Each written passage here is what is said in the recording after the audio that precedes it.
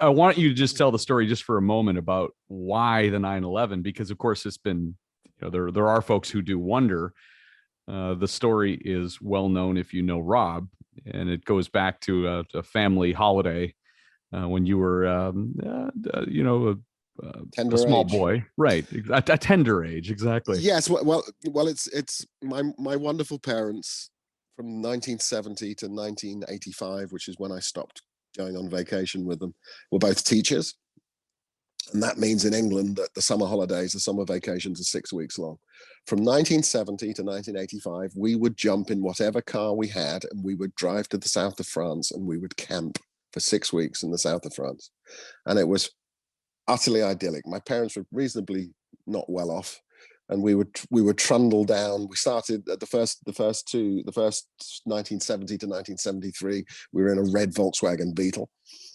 India red. India red VW Beetle. Goodness me, Jason, you've certainly done some homework. Well done.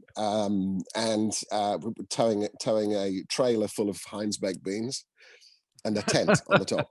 And good image. So what these trips to the Riviera did was utterly inspire and light a fire in a very young mind of the magnificence of the European sports car. So I fell in love with Alpines, I fell in love with Facel Vegas, I fell in love with Porsches, I fell in love with Citroens and Peugeots and Renaults. My father was a total Francophile. After the VW Beetle, which was clearly a bit of a blip, the first great, wonderful memory of my another memory of mine of 1973 is my father taking delivery of a new Renault 16 TS, white. WEX 7047L was the registration plate, and we'd go down to France in a little bit more comfort in our Renault 16.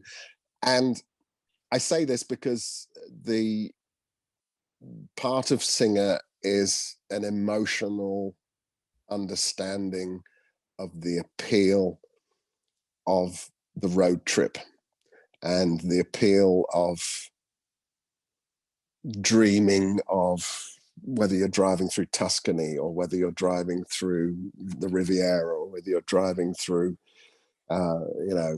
the Pyrenees in Spain. It's the emotional aspect of being in a fantastic piece of machinery and going somewhere.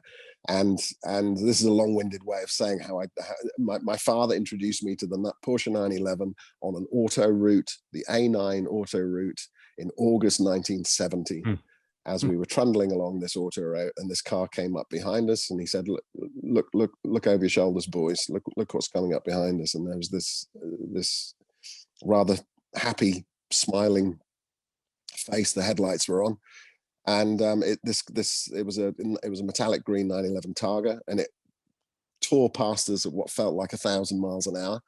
And as it passed the car, I was fascinated to see that the back of the car looked very, very different to the front of the car. This is my memory of that moment, where the front of the car, the front of an old 911, has a big, smiling, happy face, two big eyes for headlights, and a big smiling bumper. I thought that's a happy looking thing. And then as it tore past, the back of the car had this utterly different demeanor, which was this, as you can imagine, it was accelerating. So the rear wheels were under negative camber. So they had this kind of knock-kneed delicacy, and also rather it just felt a bit uncomfortable. But more importantly, the rear lights were cross-eyed. The rear lights of a 911 looked kind of cross-eyed because of the way that the lights, and of course it looked angry. It looked angry and pissed off, and it was squatting down at the back and knock-kneed, and it zoomed off into the distance. And my dad turned around and said, "That's a Porsche 911." And that was the moment I went, "What the fuck was that?" And here we were sat in a VW Beetle, of course, which was the godfather of the 911. Yeah, I was going to say same family member. So here we are. We're sat in. I remember the black vinyl seats, basket weave vinyl seats very vividly, And I remember just, me and my brother, our heads turned like, like people watching a tennis match. And it was like, wow. It was a real wow moment. And it was a real wow. What was that? I mean, it was like, that's weird. That's a funny car, right? It's smiling at the front, angry at the back, super fast, super small. It was smaller. It felt smaller than our Beetle.